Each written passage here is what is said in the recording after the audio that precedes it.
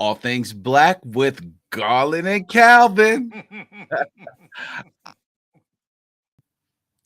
That right there is my homeboy Garland, and we are here. We're doing triple duty, maybe even quadruple duty. I mean, I don't know what's going on today. Anyway, before we get into that, how you doing, Garland?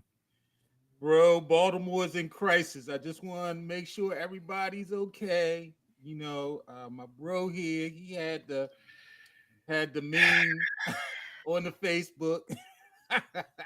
Yeah, it's yeah, people trying to figure out what they're gonna do with their number 8 jersey. It's crazy around here. I mean, we are trying to figure it out. I'm gonna keep my jersey. I'm gonna tell you Me right too. now, I'm I'm keeping and my I'm gonna jersey. wear it I'm gonna wear proudly. it proudly. Yeah, man. Listen, I'm gonna tell you like this: Lamar Jackson is the best quarterback that the Ravens have ever had. So it's on them if they want to mess around and not do it. So anyway, we're here on a whole new format. So hopefully y'all can see us. I'm checking the Facebook page and all. Maybe it's on YouTube. I don't know. It don't look like it's coming through.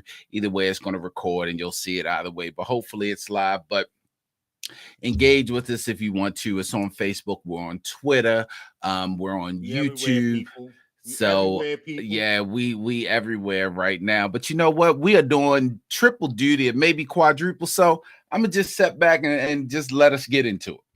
Bro, it's time to just get into our old snowfall. We're gonna get into that. We're gonna talk a little bit of BMF, and we're gonna talk about selective outrage. Your boy Chris Rock, and some people, man. There's a lot of conspiracy theories about your boy Chris Rock and why he did it in Baltimore and this, that, and the other. So yeah, man, we're gonna hit it all sides. We might even put a little Lamar talk in that thing. So we'll see. We'll see. We might have to save that. And so let's go ahead and start off with some snowfall. And so it's October 1986, and in the sixth and final season, a civil war threatens to destroy the same family. Franklin is desperate, forced to rob his auntie Louie and Uncle Jerome after being wiped out by former CIA officer Teddy McDonald. Meanwhile, Louis has taken over Franklin's role as the sole buyer, undercutting her nephew and creating a competing empire in the process. Franklin is now faced with losing everyone he loves and everything he's built. And coming through all of it will mean outmaneuvering the KGB, the DEA, the CIA, as well as avoiding LAPD's militarized, fully corrupt crash units. And so, after stealing Jerome and Louis's money, Franklin tried to undercut Louis and Jerome's business by selling the stolen drugs to Big Dion at a lower price. Franklin also turned to his pregnant girlfriend, Veronique, the most ghetto name you ever want to have in America, for help with washing his money in Miami. And she didn't want to do it. You need to get the money back to Louis and Jerome and apologize or whatever. But he told her, no, I need you to do this. And what she do, she put on the new wig and she hit it on off to Miami to talk to mama. Teddy, meanwhile, was desperate to get back in the CIA. That's why he stole Franklin's money. But before he could do that, he needed to clean the mud off his shoes, as his former colleague put it. So, with a hefty sum in his possession, that shouldn't be a problem. And so that leads us all up to last week's episode, The Door of No Return. Now, I have to admit, I've never, well, it's nothing to admit. I mean, it's not a lie. I've never been to Africa. It is my wish list to go. I had to kind of change my language because a lot of times we say bucket list. And if you ever seen the movie Bucket List, it's about people who get ready to die. And that's why they taking trips. And so they know they die. So let's not say bucket list, y'all. Let's just say you have a wish list of places to go. And one of my wish list places to go is to the Door of No Return. Now, That's this in is Ghana, the actually. it's in Ghana. It's the Elmina Castle, which was the first slave trade post built on the Gulf of Guinea. Estimated that by the 18th century, at least 30,000 enslaved Africans passed through Elmina each year. And so, with the Door of No Return being their last sight before being transported to the hell of a slave ship. And so it was significant when they opened up this scene because I was like, all right, I was like, is he at the door of no return? And when they pulled out wide, he's standing in that door talking about little Leon. and he's looking out into the ocean, and it's kind of connecting Calvin to the first season when he said he grew up in LA all his life and never been to the beach. And so here's this man, he decided to go ahead and go to Africa, and he's looking out the door of no return, thinking about going back home. And so Wanda and Leon, they're confronted with this harsh reality when they return to LA and witness the decay in the projects that they once called home. And so last season, Leon, he professed his love for Wanda, and together they fled the destruction of the neighborhood with dreams of a better future.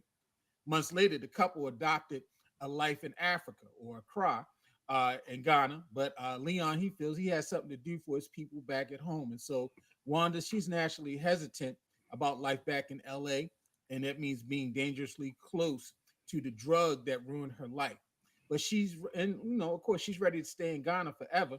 But Leon makes it clear that she's important and permanent in his present future. So he puts a ring on it. So, well, first of all, what you think about that? Leon and Wanda getting married. I think it's good. I mean, Wanda, first of all, Leon, we knew he loved her back in, like, I believe it was like season 3. He was into her. Right. And he took her with her. I mean, she was down and out. She was just coming back off recovery, and he saved her, and she looks amazing. Yeah. She almost looks P Valley-ish, almost like she Yeah. ready to move Yeah. over to P Valley for season Right. 3. Right. Like, okay, like, all right, Wanda. That's how Wanda's you looking look good with no good. crack in your system. Wanda's looking good, but it's Yeah. glad you put that together. How he talked about he's never even been to the beach, and Right. now he's over in Ghana. Yeah, man, the door of no return, that's powerful. I've always wanted to go there myself. I actually worked with a girl from Ghana, Oh and she wow. talked about how it's, even for people that live there, it's such an emotional Sure. visit and such an emotional trip. And we saw in the show how they were giving out the numbers and talking about the millions, or how the mothers would drown their babies. Even if you remember in Black Panther, one of the most famous lines of Killmonger, I'd rather drown, because just like my people, because they knew that death was better than bondage. It's Right. such a, I don't want to get in too much into our history, because we know our history, but yeah, it's so, Right. every time it hits you in the face, it's just like, yeah, how can we be treated like that, and, still be oppressed, even though, and sometimes we're oppressing one another. But no, man, Leon, they get over there, they go to Yeah. Africa. He comes back home, and you saw Jerome was like, so what you a new nigga now? Right. You Hating you on him. you killed the little boy, so now you like the savior, you know everything. You know what I mean? He was like, but he was over there trying to garner peace with his family, Right. with the family. But Leon let him know, you ain't family. So Yeah, man. It was like that contrast of, or yeah, Jerome, rather. I'm sorry, I said Leon. Jerome. yeah, Jerome. It's that contrast of, all right, you found paradise, but you still want to go back home, and then coming back to that chaos. You know, that's that juxtaposition, the juxtaposition of being with the one you love in paradise, and then saying, no, I still got to go back and get people and help people, man. That's crazy. I mean, you left crack, you left gang murders and all You that stuff. left it, yeah. You coming back with your grand booba, that's what, or your kente cloth on, or your formal African dress, that's what a grand booba is called. And they looking at you like, what is this, coming to America? Which boy, where you coming from? I wear nothing but silks. That was coming to America out there. That might have been trading No, it places. wasn't. Yeah, That it might might have have been been trading trading places places. when he was on the train. Happy New Year. Or did he say Merry New Year? Happy New Year. But nah, and it, Yeah, it it seemed to have been eating them up, because even Wanda was like, "We don't need to go back," and she let him right, know there's nothing back there for me. She right, all she had back there was drugs and that pimp, and she was trying to stay away and get away, and she's like, "Look at right, our people are here. It's right, beautiful," and she wanted to stay away, but he just felt like he had some unfinished business, and of course, he didn't even know about what was going on Right. between Coming Jerome and back the to that crew. war. Yeah, he didn't even know about Hmm. that, but yeah, he just had to come back. But yeah, you're right. It's something was pulling him back in.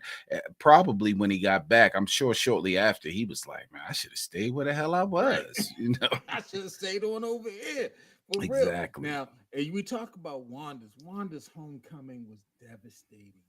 She goes to her grandmother's house, clean of drugs, carrying the necklace she brought from Accra for her grandmother. And grandma like, nah, you ain't coming up in here. Last time you was up in here, you knocked me upside my head. You done stole out this house. You done did all types of stuff to me when you was on them drugs, and you ain't welcome in here no more. And just closed the door in her face. And so, what did you think about that scene? I mean, that's devastating. It's so real. And it's crazy. I got this from just watching Judge Mathis over the years, but he's so right. You a crackhead. Yeah, but and he's also talked about how Right. people that have been on drugs so long, they've done so many bad things, especially to the people that they love, that once they get into recovery and they may be clean, they feel like everything should be just washed away and washed behind True. them. So they feel True. like, I'm clean now. This is where I'm at. So this is where you need to meet me at. But no, you left a trail of hurt and pain and devastation. And people don't forget that. They cannot forget that. And it's going to take more than just you being clean for someone to trust you again and love you again and want you, well, not love you again, because they'll always love you, but people to trust you again and want to be around you again and and have some sort of integrity in you. Like, you have to prove yourself, because that stuff is a lot. And just like she said, you stole my stuff. You should have thought about all that stuff before you stole my stuff. And Right. then Wanda came in there, was like, yeah, but I was sick then, I'm better now, I'm back. Nah, it doesn't make up for what happened. And some people can't get past stuff like that. So yeah, that's Yeah. true stuff. That's true It stuff. takes a lot of work. I've had family members that have gone through addiction, and you know, it's hard to trust again, because especially if those people have had starts and stops, they've started trying to get clean, then they relapse, Hmm. and it's like a cycle. I think that's the hardest. And because you see that person, you saw the best of that person, you've seen them when they were fully clean and when they were thriving, and then to see them in that situation and you trying to do things and you just keep getting disappointed. Yeah, it's very hard to say I can move by it, and it takes a lot of Hmm. work. And so we'll see, because any type of thing, I think that was just a great depiction, because a lot of people never forgive. They don't never trust you. They ain't never let you back fully in the house. You ain't never going to be able to have that full gain of trust that maybe you had before. It reminds me of The Wire when Bubbles, I think it was the last season when Bubbles was getting clean and his sister used to let him sleep in the basement, and how they Hmm. went through this progression of where she let him in through the basement door, but she kept the upstairs basement door to the house locked. And then eventually, by the end of the season, the basement door was open and he was having breakfast upstairs with his sister and his nephew. And so, it takes a minute to get there. But yeah, that definitely was a little gut punch to see. Wanda's like, hey, grandma, let me in. I'm ready. And grandma's like, nah, I remember when you knocked me over my head. Now, this whole, She did. yeah, she I basically, don't mean to grandma's be. like, I don't mean to nah, be nah, laughing. mm-mm. I remember when you knocked me over my head. Nah, you came up in here, stole stuff, stole my pearls. All that. Just leave that thing on the door, and you go ahead, go do your thing. That's some real stuff. I mean, yo, that's some real stuff. Y'all know y'all didn't had the family member in y'all family that nah, just leave it on the porch and I'll retrieve it later. you And you ain't be coming. scared to come out there to get it. Yeah, you ain't coming in here. They come in. You make sure you tell the kids, don't let Uncle Don't Johnny in here. I don't don't let care Uncle what he Johnny in. say. Do not let him in this house. I ain't here. Tell him no. Tell him no. Tell him come back or whatever. Don't Exactly. He let can him in come this back house. later. Come up and suck TV be missing. All right, now this is one storyline, Calvin. I don't really get. It's the Gustavo Teddy storyline. To me, it's kind of like, all right, Teddy, you were a rogue CIA agent. They put you out the agency, and now you're trying to buy your way back in. At first, the whole connection in the early seasons of, okay, this is how the drugs were getting into the community. It was Hmm. coming through the government. Okay, I understood that connection. But now this story of him and going to Costa Rica to get Avi's gun, all this stuff, and Gustavo's working with the DEA to get some information and all that other stuff. It to me, this is a side story I would just rather not deal with because we already know where the drugs are coming from, But what did you think about this? Him going to Costa Rica, he winds up killing a couple people down there, and the Yeah. Russians, they want to get involved, all this other stuff. I'm really kind of over Teddy and Gustavo's story. Mm-hmm. If it's not directly connected with Franklin anymore, and even when it was connected with Jerome, if it's not connected with them anymore, I'm kind of over it. I know they probably Right. needed to close it out. It's the last season, but Teddy is actually born. Teddy without Franklin is just Right. really not worth the effort to me. And like you said, we already know the history. Now, granted, we know the history of drugs in LA, but it's interesting. This whole Teddy Gustavo thing, and now they're with the DEA and the FBI, and they're, Right. even Gustavo was like, "Why am I going back?" Even he was like, Right. Right. why am I, why am I going back?" What are we doing? Yeah, Yeah, it and just it's all. I guess it's all Teddy's mission of trying to get back into the agency, but I right. don't care. Like, we Who don't care. cares? We want you to fight Franklin. That's it. Right. That's it. We want Franklin to track you down Yeah, and kill you. that's That's it. all we want. That's all we care about. And I think this whole thing too of Louis and Jerome turning into Scarface and Don Corleone. That shit That part escalated also, quickly. yeah, didn't That it? They coming out the shit- hotel. I'm like, that yo, what thing, is Louis and Jerome? He went from selling weed to getting ready to beat exactly. up people. I was like, he got his stuff back from Franklin's girl goons, and all of a Yeah. sudden he on top of the world. Like, that escalated quickly. I ain't get that. I was just Right. like, damn. Jerome, you were just putting speakers in somebody's What? 64 Impala 64 last season. Hey, that's what Franklin told him. When I found you, you was just putting the speakers in. You was just making music, and Right, shit, I brought you out of that. Just selling weight. right, right. Louis beating up girls outside on the porch. And Exactly. now y'all kingpins? I saw some commentary, and this is blasphemous that I love Snowfall. I think Snowfall is a pretty decent show, but it is in nowhere comparison to The Wire. Don't ever part your mouth to I'm a, put. Don't you do it, Calvin? no, Don't no, no, no, ever no, no. put. I just Listen, said, don't you listen. do it, Calvin?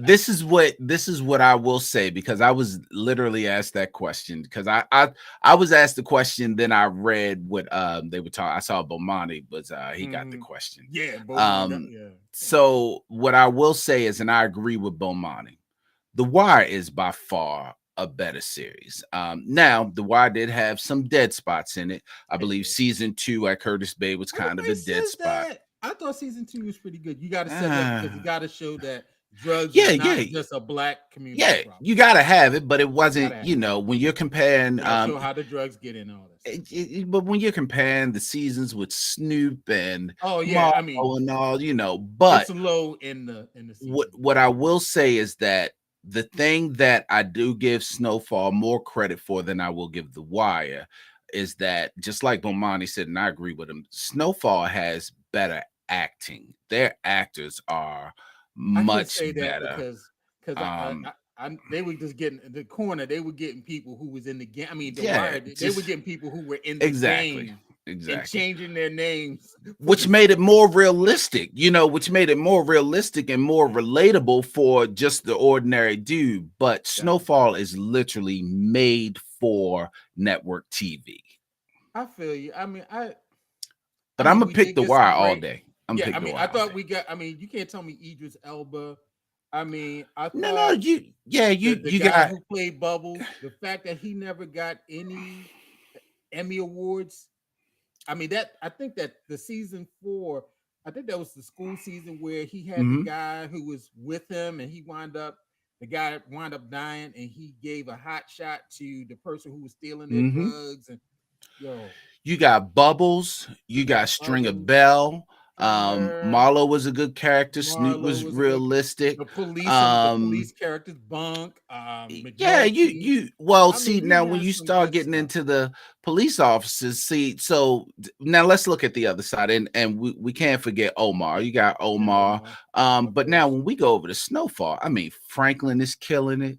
Jerome is killing it. Yeah, They're all killing it. yeah. You know what I mean? Without Like, saying, I agree with you. I I agree with mean, it's just you. It's they great just acting. have the better acting. Now it also could be where they are in their careers. I mean, you look at The Wire, you got Michael B. Jordan in there, you know what I mean? Right. So Come on, it could be man. where they are in their Mac careers, but Wilds. You got a lot of yeah, people who've yeah. gone on. I mean, Idris Elba was a nobody.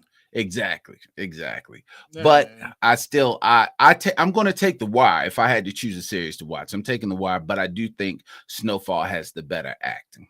Mhm. So, what did you think of the final scene where Leon and he gets with Franklin, and Franklin basically tells him, "Look, you're gonna have to make a decision.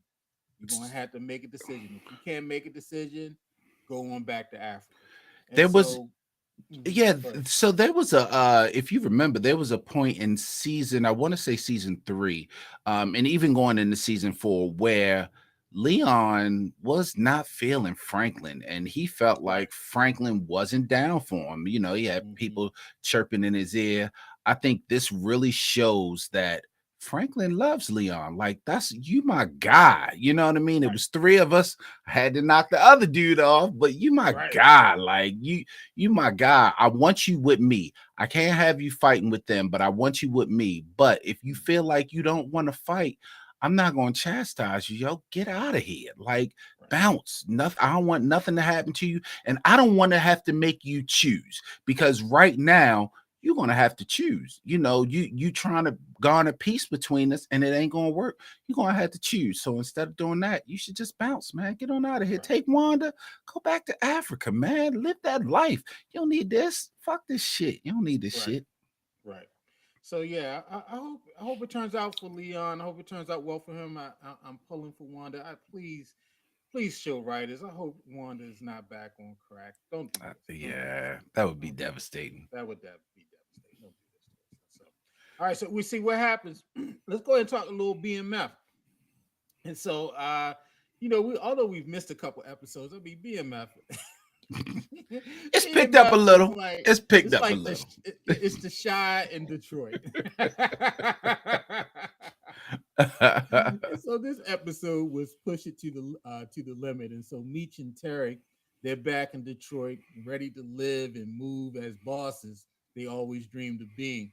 Now, while Meech is in a celebratory mood, Terry reminds them that the true work for them is just starting, and soon enough they're going to get it right. And so, um, Meech, he heads to Cleveland to establish a new hub there now that he's in position to connect for other dealers, or to be the connect for other dealers. Now, if you don't remember from the previous episode of this one, they went down to St. Martin and they met the connect down there, the supplier, the plug, and the plug decide that he's going to go ahead and supply them. And so they're coming back. They don't have to depend on K9 for any drugs. And so they're their own independent people now. And so they're coming back to something that's a much better distribution plan than they had when they left. And so Meech, they had the cousin that was in Cleveland, but he was smoking up the product, or they was doing whatever with the product. And so he goes to Cleveland and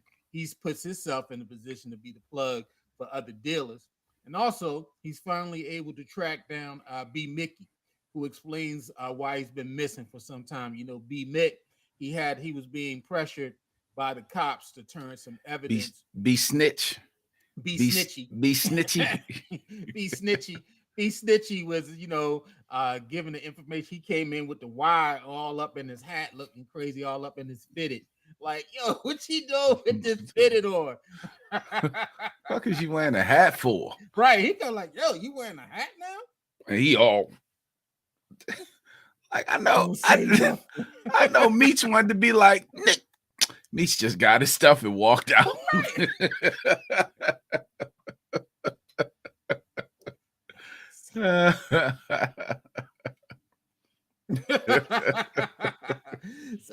So B Mick, he tells Meech that Detective Bryant has the gun that he used to kill J-Mo and Kato. Oh, poor Kato.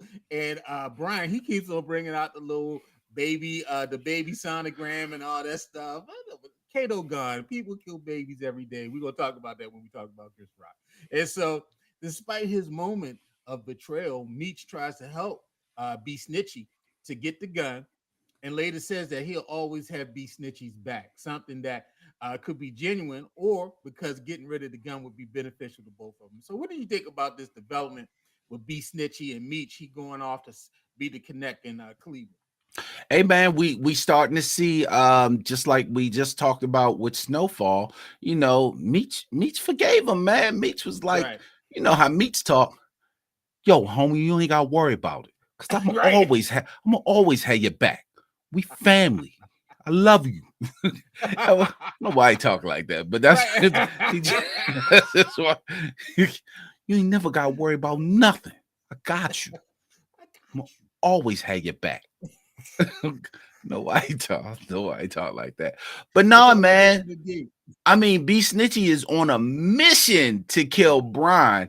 At least he only locked his son up in the closet. I thought he was going to kill him. He remember he was fighting for him before. He beat up the little high school dude before. I thought he was going to kill him, but he threw the little thing over and just threw him in the closet. He's like, Daddy, Daddy, help. Snitchy was like, shut the fuck up. Right.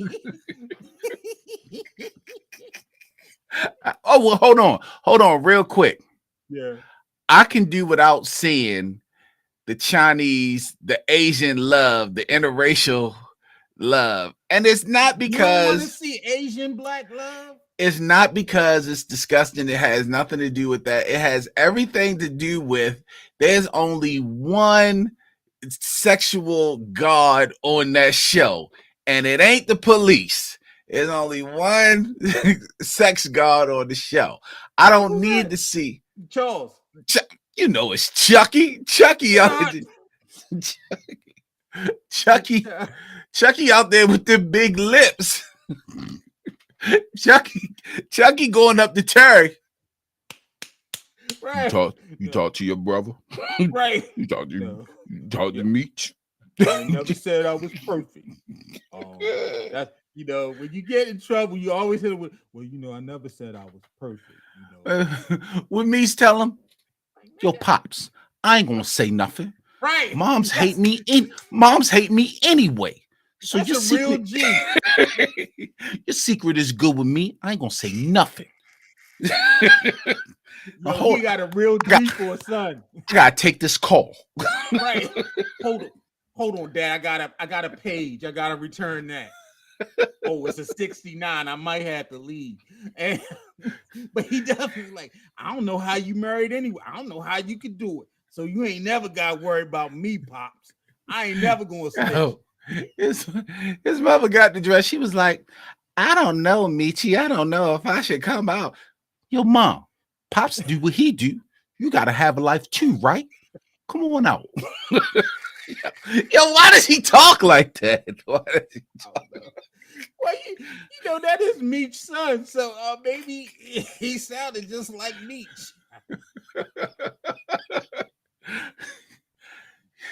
What he tell his brother? You soft dick motherfucker. Right. Just make sure you at the skate party. Soft ass.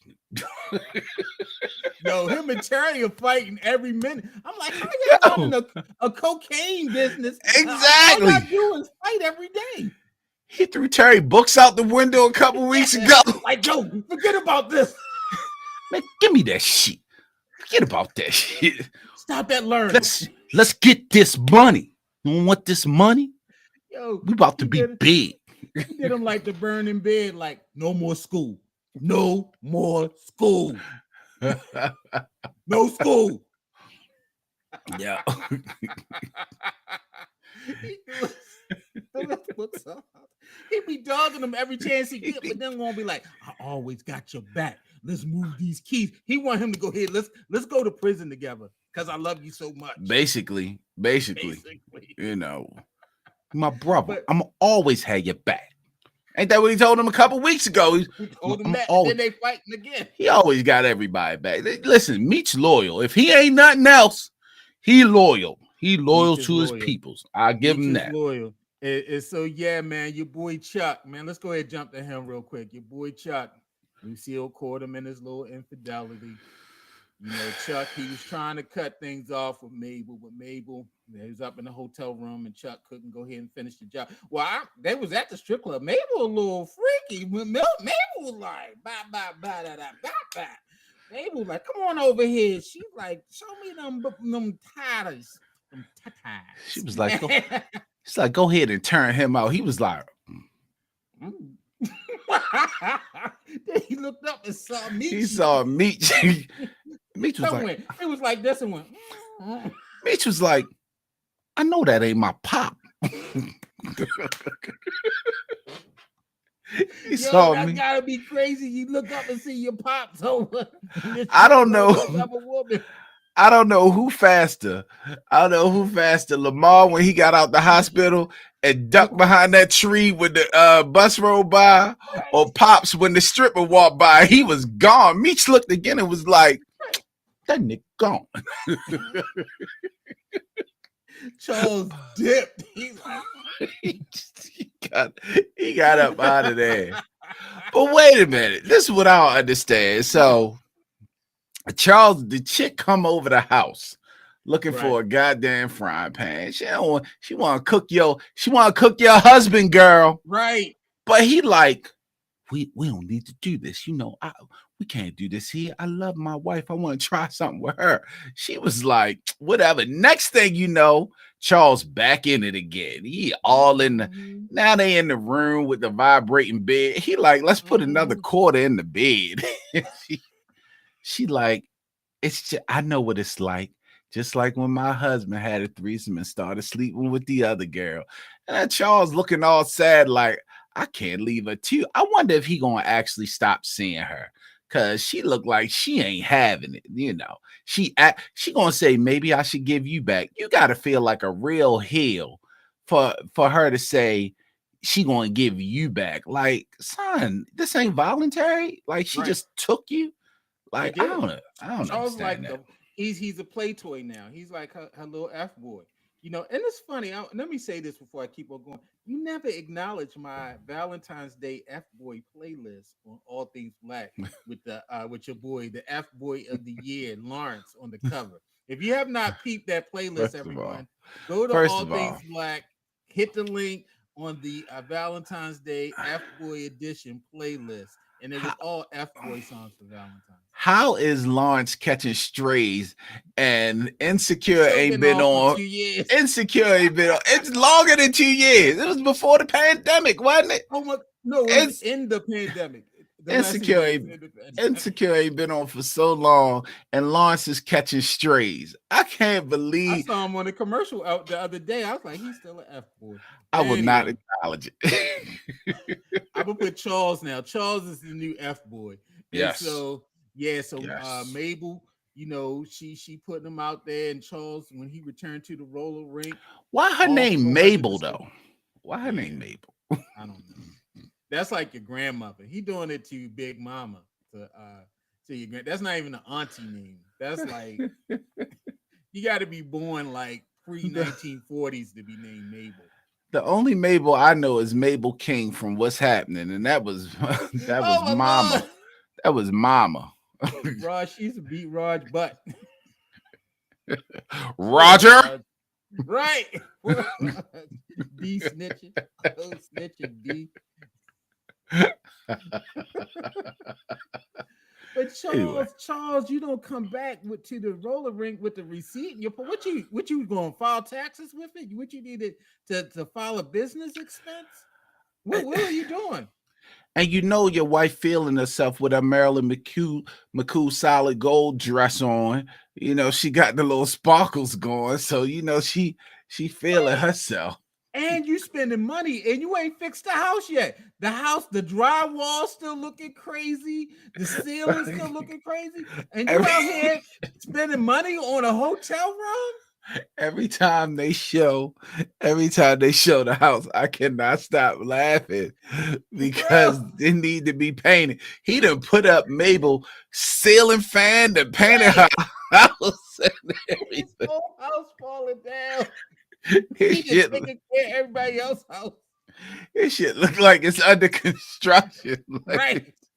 Like they just put the drywall up and they waiting for the people to come through the punch list before they do they just be anything. eating dinner and praying and shit all in there with the house looking and inviting people over. They got the nerve to be inviting people Right. over. And he even got no primer on the wall, Calvin, because you can still see the nail holes.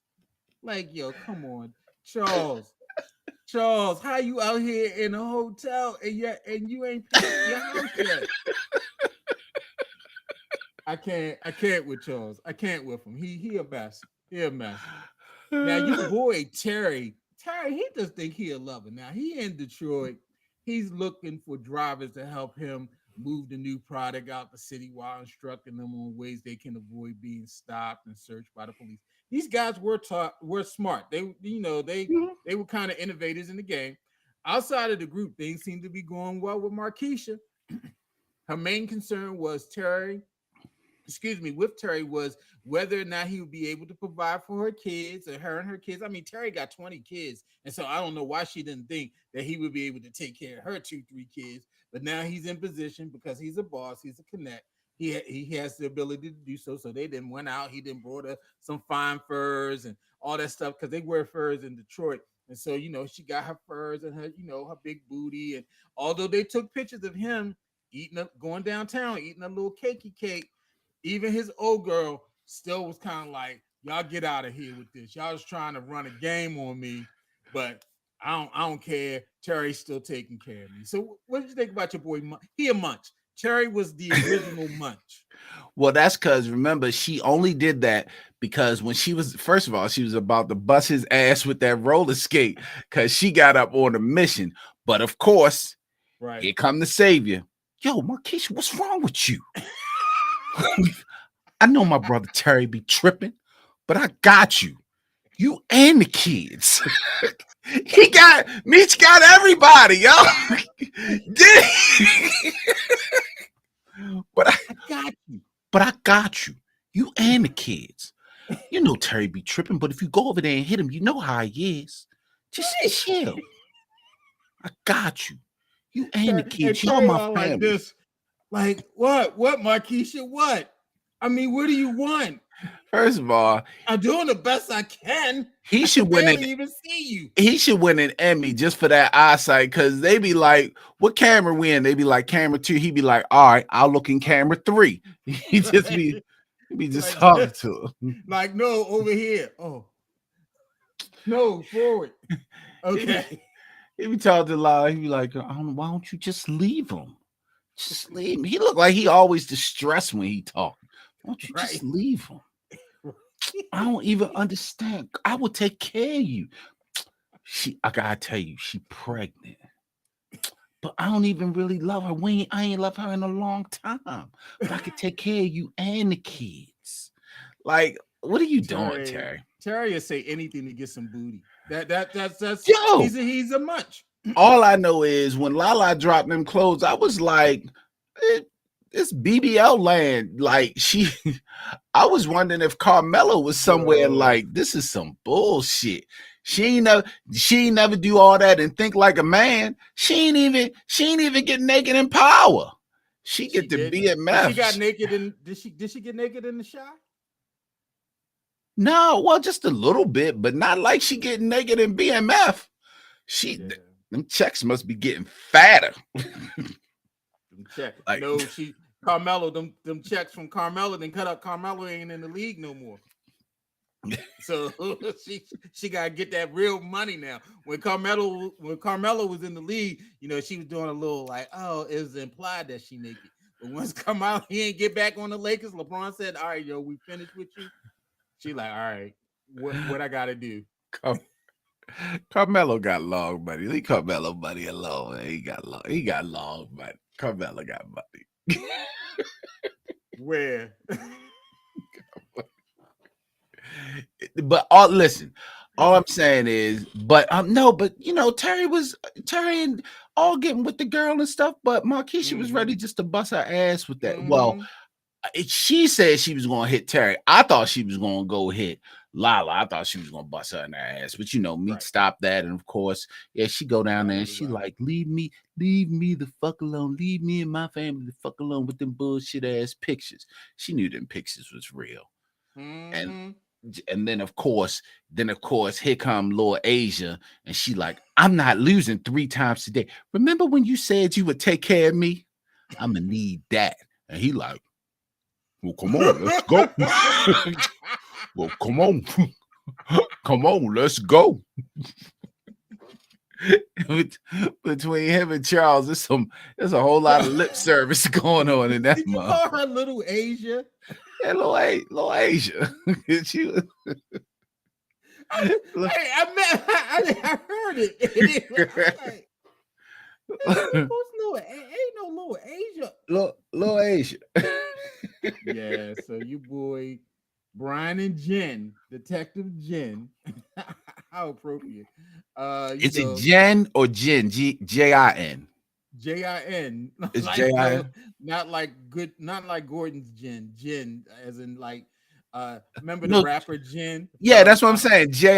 Yeah, okay. That's what I was thinking. Little Asia. I ain't say Gin, I said Jin. Like Little Asia. That's how they spell Jen. All right, we're gonna call it Little Asia. It's a Little Asia. Little General So. And so Detective So. That's now that's racist, right? That is not It's racist. Might be stereotypical, but it's not racist. It's racist. That's racist. Do you eat General So chicken? Do you not? Yo, love that shit too, for real. Yeah, son. I got a spot out here. Woo, come with the fried rice. Anyway, so Detective Brian and Detective General So, they then fell in love. She then got them soup coolers on her, and he got the autistic son, and she playing little punchy. She playing with the kids, and that was like, I'd be like, bitch, you're not here to play with my kids. Right? Play with this.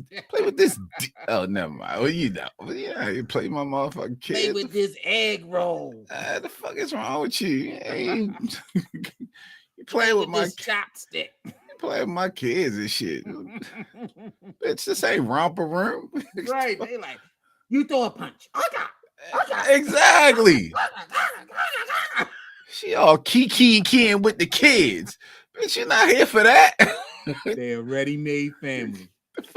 The fuck up in the room. Assume the position. Anyway, she playing with the kids for. So yeah, be about we see what the future holds. We got probably about 2-3 more episodes. I think about 2 more episodes. Then they jump back in the Power, Ghost. They jump back into Tyreek and Mary J. What they call it? What was she, Mo in there? She Mo? Yeah. And Method Man. I know you women out there, our women fans, y'all love Method Man.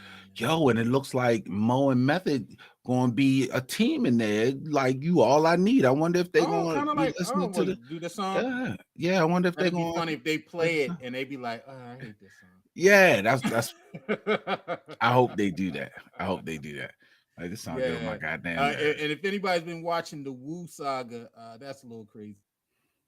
Enjoy that. We have. But let's go ahead, man, and jump into Chris Rock stand-up. If you did not know, if you don't remember from last year, as a matter of fact, me and Calvin did a special broadcast on the slap. An emergency broadcast. We came in the next day. Had to talk about it. Pieces ready, boy. I mean, that was people was fighting for a good month about Will Smith and Chris Rock and all. And so if you've been under a rock for the last year, literally, you know that at the Academy Awards last year, when presenting one of the awards, Chris Rock made a little joke about Jada Pinkett Smith, and in reaction to that joke, Will Smith got up on stage and slapped the bejesus out of Chris Rock, setting off a firestorm where Will Smith, he was uh, banned by the Academy Award uh, people for the next 10 years. He cannot attend the ceremonies, although he still received his award that night for Best Actor. Chris Rock, he wound up going on tour not too far after that, kind of telling his story, leading all the way up to the combination of a live broadcast last weekend on Netflix here in Baltimore at the Hippodrome Theater. As a matter of fact, as a young kid growing up in Baltimore, I remember when the Hippodrome was a movie theater in its last days. Yeah. I think I saw Chinese Connection and Game of Death, Bruce Lee movies there at the Hippodrome, and so that's how old I am. And so the selective outrage store, a lot of people have been up and down about the performance from Rock. Particularly, he got to pretty much the message about, sharing his concerns about Will Smith and, what happened and his take on the slap and his feelings about Jada and Will and all those things. And so let's unpack it a little bit. Um, First of all, what were your thoughts of the overall of what you thought about his performance before we get specifically to talk about the incident? So the overall, I've never been a huge Chris Rock is hilarious fan. I'm one of those people that when it comes to big time comedians, even down to like your Eddie Murphys and your Kevin Hart's, there's a period of time when their experiences and they bring out on the stage in comedy, their experiences are hilarious. But once you start getting to a certain level, those experiences change. Like your Sure. life changes. So the things that you talk about change a little, which then I think a lot of times in comedy, what makes it funny is you can relate to it. Then you start not being able to relate to it. So it doesn't get as it's not as funny as it usually is. So I don't find Chris Rock hilarious. I find him entertaining, if that makes sense. Like Okay. I can deal with him. He's not one of my favorites. And I felt the same thing about this. Like it was entertaining. It wasn't the best. It definitely wasn't the worst. It was just entertaining. That was all. Okay. I am a Chris Rock fan. And I enjoyed Bring the Pain, his first one, and some of the early ones when he first kind of reemerged on the scene because he was a Eddie Murphy prodigy. Actually, he was introduced into stand up along with Arsenio Hall. I mean, he's been around that long. A long This was time. Yeah, a long time. This was before Arsenio had the late night show, and Prior so to New Jack City, yeah, everybody. prior to New Prior to Jack City, Pookie. yeah, he was on the stand up scene kind of like as a Eddie Murphy clone in a sense. And so when he reemerged and redeveloped himself with Bring the Pain, kind of as this socio political type snark type comic, I thought it did well. And so Bigger and Blacker or Bigger and Deafer, I forget the name of that one. Um, I was I a think it fan. was Bigger and Black. I think Bigger Bigger and and Deaf is Blacker. an album, someone's album. I That's can't remember. Oh, so yeah, so Bigger and Blacker. I thought that one was great as well. I'm not even gonna lie. I saw Top Five, his last movie, in a movie theater, and I think I brought it on DVD. And so I'm that type of a Really? fan. Yeah, yeah. I think Top Okay. Five is a funny movie. If you ever get a chance to watch it, Okay. I Top saw Five it. is a good movie. I wasn't it was okay. It was It okay. was okay. It was And okay. so I found his performance to kind of be uneven. Okay. I think his sweet spot is when he is in the social political realm, like when he was talking about the selective outrage of like Meghan Markle or the selective outrage of like these white men on January the 6th. Hmm. And, I which was a thought he was good segment. That was a good really funny segment. segment. I think it was very funny. He was very funny about that. Even touching on some of our colorism, in terms of talking about, the color of the baby, how Meghan Markle was saying, Hmm. they was asking if the baby's gonna be black. And, as black people, we look at the ears. We want to know that how dark that baby gonna be too. And Definitely. so, I thought when he's there in that realm, he's very funny. But then there were parts of it though that was just not, when he was talking about the Lulu mom and the companies, what they concerned about, and he was talking about the Kardashians. I thought we was over OJ and the Kardashians. It's kind of like, okay, and even the segment about the women.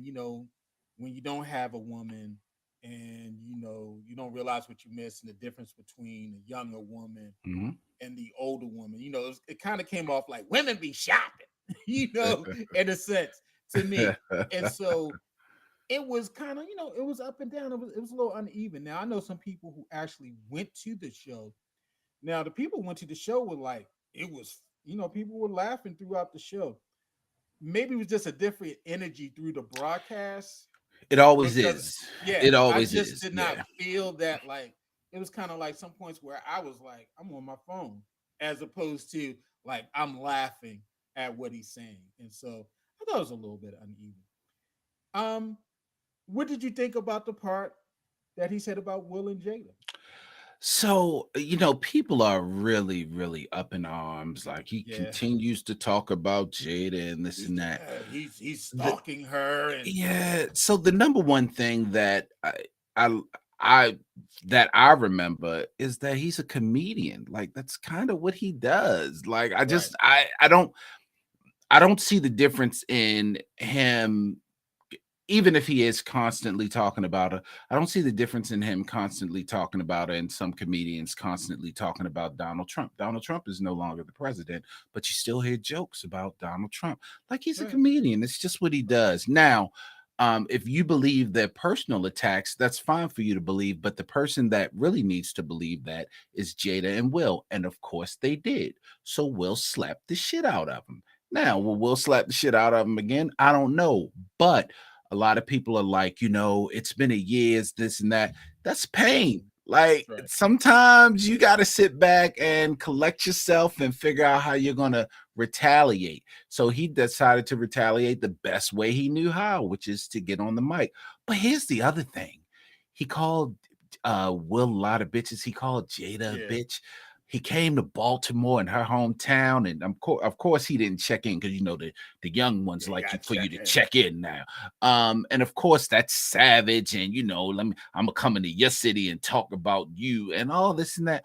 All of that is good and all, but who cares? Like he just had a show. If you don't like it, you don't like it. Like it's not a commentary on life.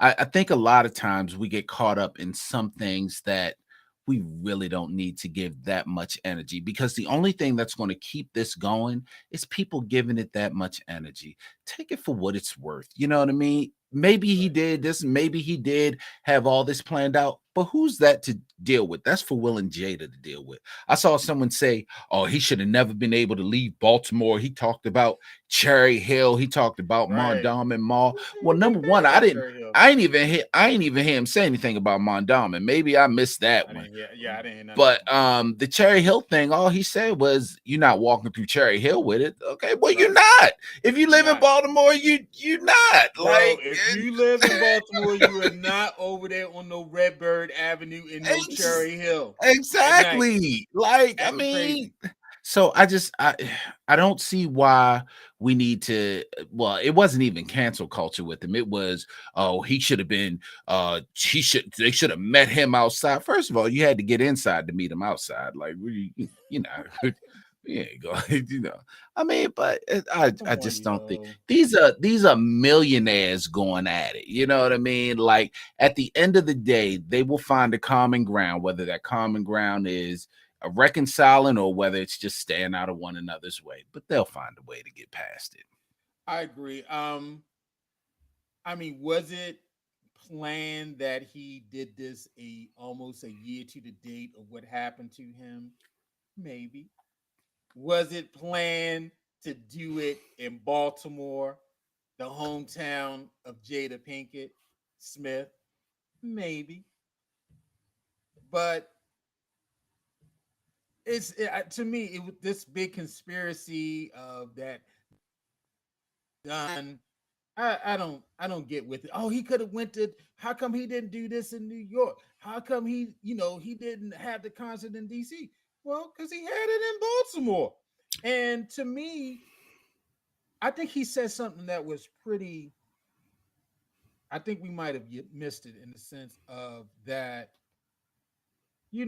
This was his chance to give his side, and Yeah, that you absolutely. know, he didn't go on Oprah and cry. He did not go to Gayle King and cry and do all of this.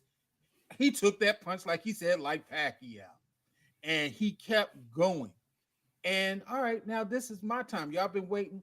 Now I must admit though, I did want him to unpack it a little bit more. I think because I don't know, maybe he was trying to deliver the joke, but I wanted him to, like, yo, what was in your mind when you saw him walk up on stage after that slap and you came off the stage? Where was your mind at? I wanted him to unpack it a little bit more in his dialogue about it. We didn't get that. We got basically, and then he was on point. It was selective outrage. Yeah, Will, you have been subjected to all of these things. Your wife put your life on blast. Then you had to answer questions from the woman who committed the adultery, although y'all were not divorced. And so you had to sit through that, had to sit through all of that degradation, and then you just finally snapped and you decided to take it out on someone who really did not stand a chance to come back against you physically. And I didn't like the fact that he called Jada a bitch. I didn't like that much. I thought calling Will a bitch, okay. Calling the I'm just women calling a woman a bitch, okay. All right, I didn't really necessarily like that, but it was his truth. It was what happened and what he thought was the cause of it. And I thought he delivered it well. Like I said, I just wish he could have unpacked it a little bit more, developed the joke a little bit more in terms of like when this dude step up on stage, I'm thinking like, oh, maybe he think I'm funny. He coming up to dap me, all of a sudden he rears back and he slaps me. He talked about his ears was still ringing and he had a concussion and what have you.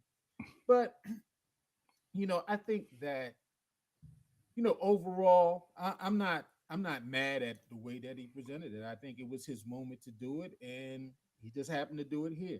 I mean, they did it on that. Will Smith did it on national TV. Where else would Chris was supposed to find a neutral place to do it? I don't understand. And to be very honest, he didn't even go as harsh as I would have. You smacked me, He I'd have could been have up went a there. lot harsher. I'd have been up there like, fuck Will Smith. Fuck Jada Pink. I'd have Right. been laying into them, but I'm with you. I would have liked to hear some, yo, so I'm sitting up there. This motherfucker walk up. I'm just Right. like, yo, what up, Will? And then the niggas, he smacked me, yo. Exactly. Right. You know what I mean? Like, I would I, have given the whole story I and wanted the all, whole but story. I wanted to unpack of like, yo, where was your mind when you walked off the stage? What were you thinking? Like, I need to go exactly. get some niggas and come back and handle this. Exactly. Now, You know? and you mentioned that he didn't go on Oprah. He didn't go. See, he ain't go on the Breakfast Club. He didn't go to Right. Drink Champs. He He ain't didn't go go to to the drink. Shade Room. He ain't go to none of Right. that because he could have Go to done none. all He of could that. have. People are angry. People in Baltimore are angry. I'm not even angry that it was in Baltimore. I'm happy that No. Baltimore caught that money. But That we caught the money yeah. he did And three come on, shows in y'all. Baltimore. Three. But how many of y'all know Jada? And when the last I saw something and it's so true. They're like Jada lives in LA. She's been in LA over 30 plus years. And I mean, Jada her mama don't even live here anymore. She might have some family out in Randallstown and Woodlawn, but Jada can yeah, Jada can take clearly care of take herself. care of herself. Jada has And a red I'm sure table that she can go to that has a exactly. billion plus people that watch it, and she can respond. She's not a victim. I said this last year when we talked about it. Jada is not a victim. And I'm sure she's been called many bitches and will probably be called many more throughout her Yeah, I'm lifetime. sure August probably like bitch. No. Like I think just like the title of the set, it's selective outrage. I think a lot of us are having Yeah, we having a lot selective of outrage selective out, about it. Yeah. because you know what, Chris Rock is polarizing. It's not a medium with Chris Rock. You love him or you hate him, and that's where I've seen most of the commentary. I've never liked Chris Rock. I never thought he was funny. I thought this whole thing was corny. To people who like, I thought he was a comic genius. This was his chance to shine, and he did it. And that's I, where I've seen the comments. I couldn't stop looking at them ugly ass shoes that he had on and that Right? goddamn I was like, what are notepad. Balenciagas? Yeah, What's he that got on? notepad that was hanging out his back pocket. I don't know if that was a notepad or if that was like, it was just, I was more like, yo, that's how you dress to come to Baltimore? Right. Like, why we not roasting you about your fit, yo? God How come you damn. ain't got no 990s on or something? Some new. Yeah, if I'd have came went out the house like that, my kids would have been like, Dad, where the fuck, where you going? Like, you can't walk with me. You can't walk with me Like, with yo, that what you shit on. doing? Then it was Yeah. all white and shit, ain't it? Don't you? You can't wear all white at the Labor Day or something. And it was all white and he dark. He looked like a cigarette walking around up and down that motherfucker. Looked just like a goddamn joint and shit walking back and forth on that shit. Ah, looking We like a gonna get goddamn into it. joint. Yeah, Yeah, so man. yeah, so overall, I thought the performance was uneven, but I thought the delivery as the last joke of Jada, and some people who I actually had a friend, because this was like the third performance. He had Right. been It in was the third Baltimore one. two previous times, Yeah, and they he were came saying that early in the February. that the jokes were in reverse. He actually, one of the shows that they went to, the early shows, he actually did what he did at the end about Will and Jada at the beginning. Okay. And so you could, so they said that he actually kind of played with the order of the jokes and Just to all see those how the things. And live yeah, will just to work. see Okay. how it would work. Yeah, I mean, listen, and I realize now why the people there thought the shit was hilarious. Cause some tickets was expensive as shit. I'd be laughing my motherfucking ass off Son, too. And they I'll could be have been laughing. like, exactly. He could have been like, why the chicken cross the road? I'd have fell out laughing and shit. And it could have came up been like knock knock. I couldn't even got out who's there. I'd have been like, ha ha ha. Boo. But when you paying $14.99 a month, you can look at it a little more objectively. You'd be like, I mean, it was all right. It was all right. Exactly. Man, it was uneven. Oh yeah, but I paid him tickets. Oh, that boy's a comic genius.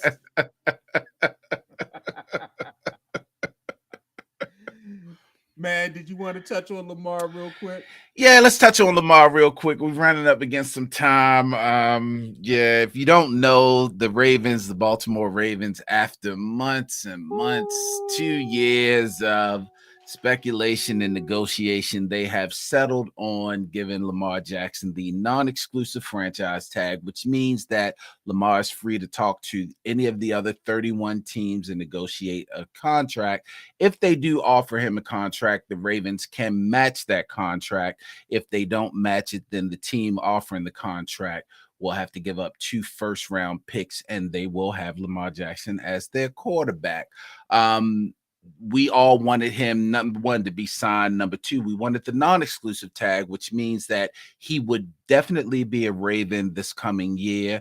The difference in the two, other than the criteria with it, is that the non-exclusive tag pays about 35 million. The exclusive tag Yeah, was up to about 45 45. million, something Mhm. like that. So the Ravens did save a little bit of money if he doesn't sign. So what is your opinion, your real quick opinion of it? Okay, I think it's a wise thing to do. Um, Maybe this will send Lamar out to see that maybe this was the best offer. I think that they match these offers, and no one's going to give him a guaranteed deal.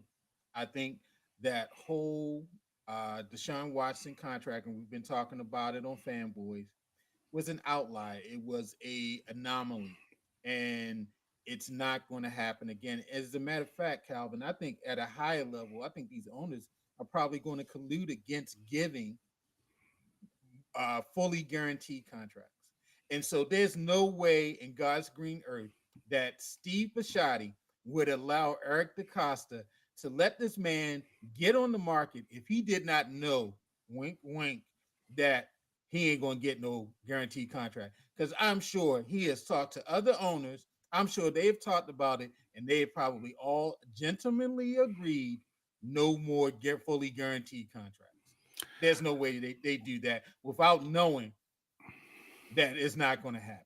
Yeah, and I'm sure we're going to talk about this more in our sports Mm-hmm. podcast this weekend. But I absolutely agree. Number one, I do think it's a smart move on the Ravens because if you can't come to an agreement with them, what you say is, "Well, fine, you go out and see what you can get, and whatever that best offer is that you want, we'll go ahead and match that." Now, Right. is it going to be completely guaranteed? Absolutely not. I'm with you, and I'm just going to come out and say it. These owners have probably colluded because they are upset that Deshaun Watson got that deal. They were upset Mm-hmm. from the beginning that happened. Mm-hmm. I'm absolutely sure that Steve Bisciotti has talked to these owners and said, "This is what we offered him," and he said, "No, we need to do something about this because if he does get a fully guaranteed contract or get a lot more than he should get, then we are in trouble these You're coming going to be years." paying. Exactly. So, and it's not just going to affect the Ravens. Mm-hmm. You got Joe Burrow's contract coming up.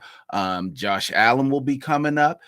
You got what's the boy Justin Herbert will be coming up. You got Mm-hmm. all these guys coming up that have to sign contracts. So these owners are like, no, we need to nip that in the bud right now. I'm going to go out on the limb and say this is going to be collusion, and Lamar is not going to get what he's looking for now. Is he going to get enough where the Ravens may be like, okay, well, we'll just let you walk and we'll take the two first round draft picks? He may, but I don't think so. I fully think he's going to be a Raven Yeah. for the They next few can't let years. him just go for 2 first rounders. If they do E- that, you're going to have to fire DaCosta exactly. immediately. They can't Exactly. just let him go for two Exactly. first rounders.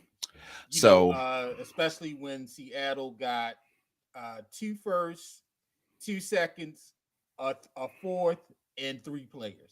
and for Deshaun Watson, I believe the Texans got They they got an three. additional, yeah, Yeah, they got three three or first four rounders. first rounds. Yeah. Yeah, yeah. Because So, now the Texans have 2 first rounders this year. If they're willing to give up those 2 first rounders this year, okay, because one of them is the second pick, and I think the other is 11. I'll take that. which that second pick might turn into the first pick because Chicago is willing to move that pick, and the Texans definitely need a I'll take quarterback. it. Now, So if you get the first 2 picks of this draft, I'll take it. yeah, I'm not mad so at that. but anyway, we'll talk about that more. I don't want to get Yeah. into it too much because I want to save some content for the podcast this weekend. It's a So little we'll just leave tease it for at y'all. Come on that. Saturday. It's a little tease. We gonna fully lay it out. We just giving y'all little testers right now. Putting out little testers. Let us know how this tester is working for you. Then we gonna come back with the real joint. Okay, we putting out little testers right Hey, quick shout out to the people that joined us on YouTube. I'm looking there. We had a little bit of engagement from Deandra, from Glenda. So we had a little bit of engagement there. I don't now. We think love this y'all. popped up on Facebook, but you'll get to see it. So we'll figure out how to get this one going live. This is our new Mhm. format. This is what we also use for our live podcast. But no, thank you for joining us. We were packed. We did triple duty, and then we added a little more Lamar Did at it the all, end. So we baby. did quadruple duty. So we thank you all for joining us. Make sure you join us this weekend when we do our podcast. Of course, the podcast is recorded in video, so some of you can see the video, some of you will just listen. And it is on all the podcast platforms. It's also on YouTube. So make sure you check us out, engage Check us with out. us, Check us rate, out. review us, leave us a comment, whatever it is that you want to do. Let us But know, yo. We need that. We need the feedback, and we're doing the best we can. we I think do, we we're do. improving, yo. So yeah, let us know what you think. For Because real, we for real. got you. Because we We got got you. you. We got you. True. Hey, this is All Things Black with Garland and Calvin. I'm Calvin. Fake Meech over there is Garland. Got you. Got you. Don't Hey, trip. we Don't will do that. I talk, got you. we will talk to y'all later. Later, man.